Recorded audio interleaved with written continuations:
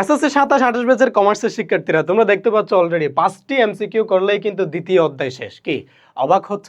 অবাক হওয়ার কিছু নাই, আসলেই কিন্তু 5টি এমসিকিউ করলে দ্বিতীয় অধ্যায় অর্থাৎ তোমাদের হিসাব বিজ্ঞানের যে 2 নম্বর অধ্যায় লেনদেন এই চ্যাপ্টারটা কিন্তু শেষ হবে। এবং আমি তোমাদেরকে এখন বিস্তারিত বলবো। দেখো এই 5টি এমসিকিউ বলতে 5টা টাইপ, অর্থাৎ এই 5টা টাইপের এমসিকিউ যদি ভাইয়া তোমরা করো তাহলে কিন্তু তোমাদের এই যে হিসাব বিজ্ঞানের দ্বিতীয় অধ্যায় এটা কিন্তু শেষ হয়ে যাবে। আমি তোমাদেরকে আরেকটু ডিটেইলসে যদি বলি, তোমরা যদি একটু তোমাদের বইটা খুলো তাহলে দেখবা দ্বিতীয় অধ্যায়টাকে আসলে কয়টা ভাগে ভাগ করা হয়েছে। দেখো প্রথম বিষয় হচ্ছে লেনদেন কি, লেনদেনের ধারণা। এই লেনদেনের ধারণা নিয়ে প্রথমে একটা কি আছে, একটা পার্ট আছে।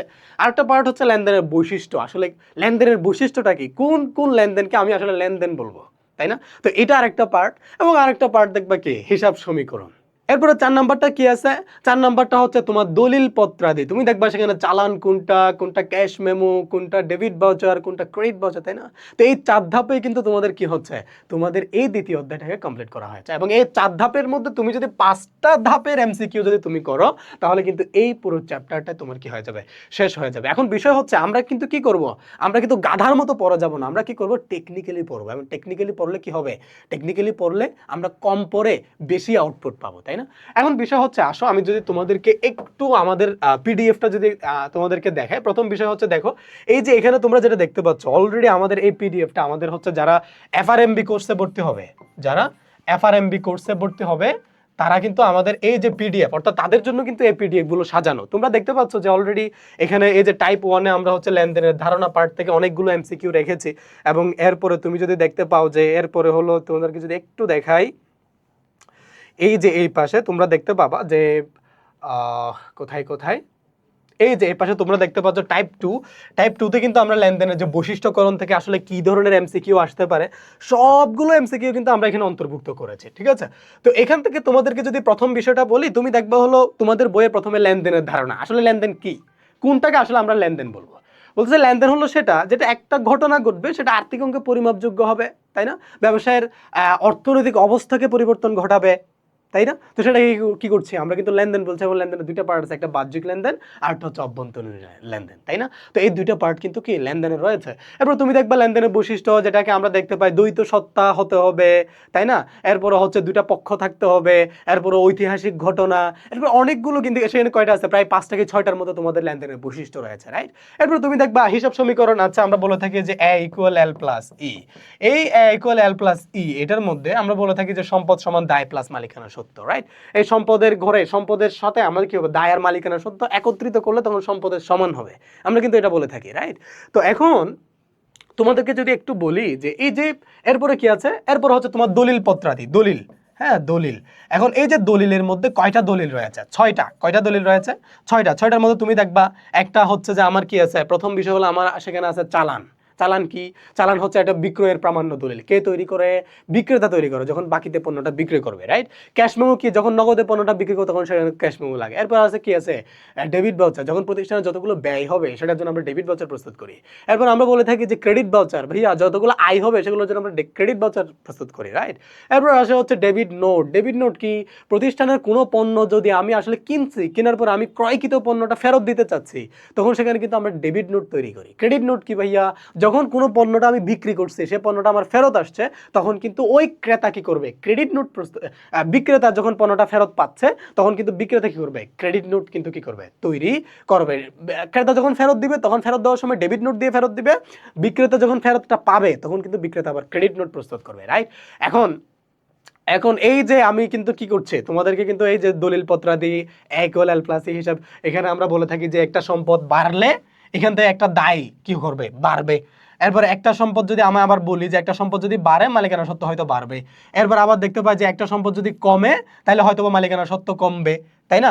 একটা সম্পদ যদি দেখা যায় যে কি মানে, এরপর আমি যদি বলি একটা সম্পদ বাড়ে তাহলে আরেকটা সম্পদ বাড়বে। অর্থাৎ এক কথায় এই হিসাব সমীকরণ অর্থাৎ তোমার দুই দিকে সমান হতেই হবে।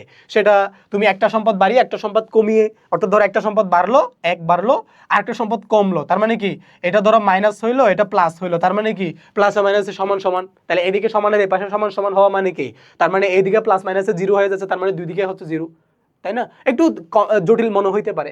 তো বিষয়গুলো কি মানে এই বিষয়গুলো তোমরা দেখতে পাচ্ছ কি আমরা যদি এটাকে সহজভাবে পড়তে পারি, এই যে আমরা কয়েকটা টাইপের মধ্যে নিয়ে আসছি, এবং তোমরা এই যে একইভাবে তোমরা যদি এখন এই যে এখানে তোমরা যেটা দেখতে পাচ্ছ যে এই যে এমসিকিউ গুলো দেখতে পাচ্ছ, আমি যদি তোমাকে হচ্ছে সেই টাইপগুলোকে যদি একটু বলে দেই, প্রথম বিষয় হচ্ছে তোমরা দেখতে পাচ্ছ যে প্রথম বিষয় হলো আমরা যদি একটু প্রথম দিকে যাই, এটা হলো তুমি দেখবা লেনদেনের ধারণা, আসলে লেনদেন থেকে আসলে কোন ধরনের প্রশ্ন আসে। আমি যদি তোমাদেরকে একটু প্রথম এই যে কোশ্চেনটা যদি তোমাদেরকে দেখাই, যে এই যে তোমরা দেখতে পাচ্ছ যে এখানে নিচের কোনটি লেনদেন, কোনটাকে আমি লেনদেন বলবো, তাই না?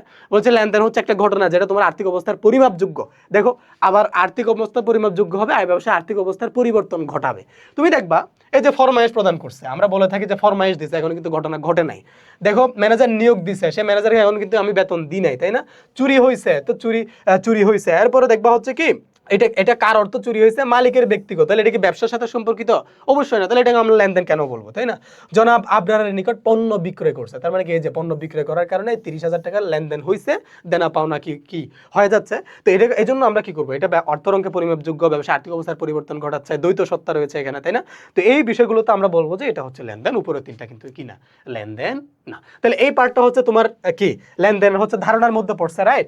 এখন এটা হচ্ছে লেনদেনের ধারণা। এরপরে তুমি দেখবা হচ্ছে লেনদেনের ধারণা হচ্ছে একটা টাইপ, অর্থাৎ লেনদেনের ধারণা থেকে আসলে একটু পরে নিলে দেখবা হচ্ছে কি তোমার পুরো যতগুলো এমসিকিউ আসবে সব তুমি পেরে যাবা, আর এটা হচ্ছে একটা টাইপের মধ্যে রেখেছি।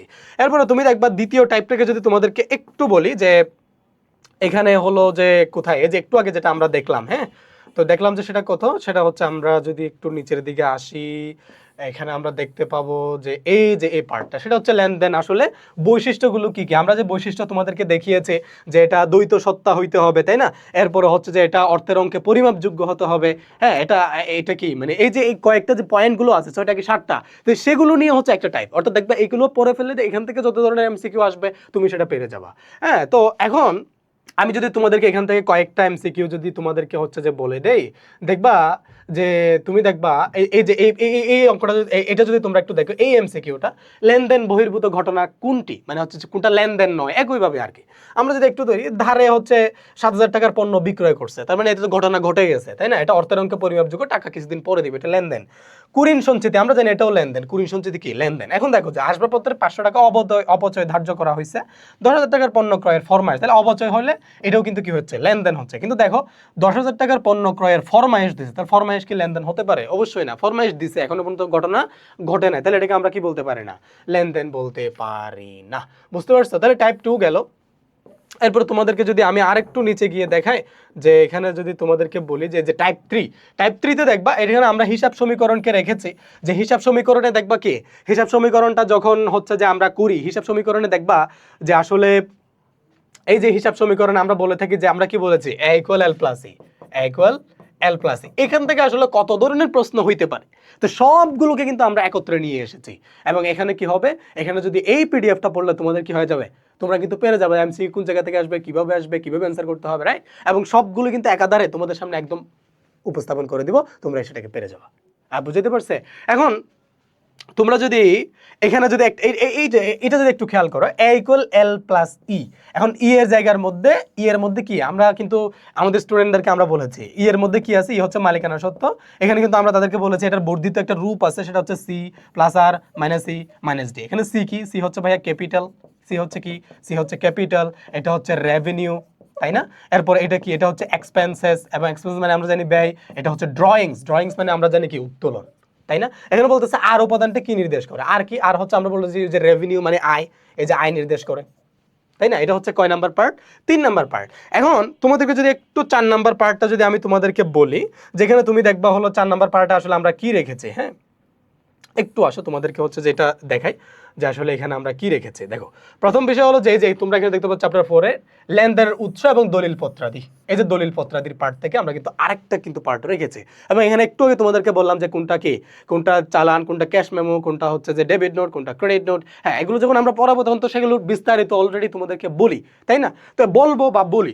এখন এখন তুমি যদি দেখো যে এখানে আসলে এখানে বলছে যে প্রথম পার্টে বলতেছে ব্যবসা ব্যয়ের জন্য কোনটা ব্যবহার করা হয়, ব্যয়। তাহলে ব্যয় যদি আমরা বলি, কি বলছিলাম, যতগুলো ব্যয় সেটা ডেবিট ভাউচারের মাধ্যমে আমরা উপস্থাপন করি। দেখো এই যে ডেবিট ভাউচার, তাই না? তো এই টাইপ আকারে যখন আমি ভাইয়া তোমাদেরকে বলছি, এখন এই যে তোমাদেরকে আবারও বলে দেই যে লেনদেনের দলিলপত্র দিয়ে, এরপর তাহলে এরপরের পার্টটা কি? এরপরের পার্ট যদি আমরা আরেকটু নিচে আসি, নিচে আসলে আমরা দেখব যে দলিলপত্রাদি থেকে তো আমরা একটা করলাম, এরপর হচ্ছে তুমি দেখবা কি আরেকটু নিচে আসে, আরেকটু নিচে আসলে হচ্ছে আমরা এখানে হচ্ছে আরেকটা পার্ট দেখতে পাবো। এই পার্টগুলোকে আমি প্রথমে এক পেজের মধ্যে নিয়ে আসবো যাতে করে তোমাদেরকে আসলে বুঝাইতে সুবিধা হয়। এখন তো আলাদা আলাদা করে দেওয়া, এই বিষয়গুলোকে আরেকটু কম্প্যাক্ট করার, আরেকটু ইজি করার চেষ্টা অবশ্যই থাকবে। তো যারা হচ্ছে আমাদের হচ্ছে এফআরএমবি কোর্স, অর্থাৎ আমাদের যেই হচ্ছে যে ফাইনাল রিভিশন কোর্সে যারা হচ্ছে ভর্তি হবে, তারা নিশ্চয়ই হচ্ছে যে এই সার্ভিসটা আমাদের কাছ থেকে পেয়ে যাবে। এখন এই আরেকটা পার্ট হচ্ছে আমাদের এখানে সম্ভবত উঠে আসে নাই 183, এই যে দেখেন। আচ্ছা, আরেকটা হচ্ছে যে আরেকটা পার্ট যদি তোমাদেরকে আমি এমনিতেই বলি, সেটা হচ্ছে যে তুমি দেখবা কি ম্যাথ, অর্থাৎ তুমি যদি এই যে ম্যাথ অর্থাৎ হিসাব সমীকরণ বলো, আমরা বলি যে হিসাব সমীকরণের প্রভাব বিস্তার, অর্থাৎ এই যে ম্যাথ থেকে, অর্থাৎ আমরা যে আসলে এখানকার যে ম্যাথগুলো করি সেখান থেকে কিন্তু আরেকটা পার্ট, অর্থাৎ এটাকে আমরা পার্ট 5-এ রাখতে পারি, ঠিক আছে? ম্যাথ যেগুলো আছে সেগুলোকে এমসিকিউ আকারে উপস্থাপন হবে আর কি, অর্থাৎ তোমরা দেখবে একটা উদ্দীপক দেওয়া আছে, সেখান থেকে কিন্তু একটা কি চলে আসবে, একটা এমসিকিউ তোমাদেরকে দিয়ে দিবে। এটা হচ্ছে আরেকটা পার্ট। এখানে হচ্ছে আসলে আমরা এখনো প্রসেসিং এর মধ্যে রেখেছি, এগুলো কিন্তু আমরা তৈরি করছি এজন্য। তো আশা করি তোমরা সবাই এগুলো বুঝতে পেরেছো। অর্থাৎ আমরা কিন্তু এভাবে যদি টেকনিক্যালি পড়ি তাহলে পড়াটা কিন্তু কঠিন না। আমরা বলে থাকি যে প্রস্তুতি যদি সহজ হয়, তো প্রস্তুতি যদি গোছালো হয় এ প্লাস পাওয়া কঠিন নয়। প্রস্তুতি যদি কি হয়, গোছালো হয়, এ প্লাস পাওয়া কিনা কঠিন না। তো সেজন্য তোমরা এই যে প্রস্তুতিটাকে আরো বেশি গোছালো করার জন্য এবং তোমাদেরকে একটা কম্প্যাক্ট প্রিপারেশনের জন্য আমাদের কিন্তু এফআরএমবি কোর্স, আমাদের কি কোর্স, এই যে এফআরএমবি কোর্স। এবং এই যে এফআরএমবি কোর্সে কি হবে, তোমাদেরকে একেবারে ফাইনালে তোমাদের টেস্টের জন্য, এই যে টেস্ট, তোমরা টেস্ট থেকে শুরু করে এটা একেবারে ফাইনাল অবধি তোমরা কি করতে পারবা, এই কোর্সটাকে ব্যবহার করবা। এবং এটাকে আমরা টাইপ ওয়াইজ, সেখানে হচ্ছে সিকিউ বলো, এমসিকিউ বলো, এরপর হচ্ছে তোমার এসকিউ বলো, সবগুলোকে টাইপ আকারে তোমাদের সামনে উপস্থাপন করব এবং সেগুলো তোমরা কি করতে পারবা, একেবারে টেস্টের ভালো রেজাল্টের জন্য আমি বিশ্বাস করি এই প্রস্তুতি তোমার জন্য অনেক বেশি কি হবে, ইফেক্টিভ হবে। তো সুতরাং এই টাইপ ওয়াইজ একটা চমৎকার গবেষণালব্ধ একটা হচ্ছে যে কোর্স, এই কোর্সটা যদি তোমরা হচ্ছে করতে চাও, অবশ্যই তোমরা যোগাযোগ করো, ক্লাসবেলের পেজে নক দাও এবং তোমরা কিন্তু কি করতে পারবা, এই এফআরএমবি কোর্সে ভর্তি হয়ে তোমরা তোমাদের প্রস্তুতি তো আরো বেশি কি করতে পারবা, গোছালো করতে পারবা। তো সবাই ভালো থাকো, সুস্থ থাকো।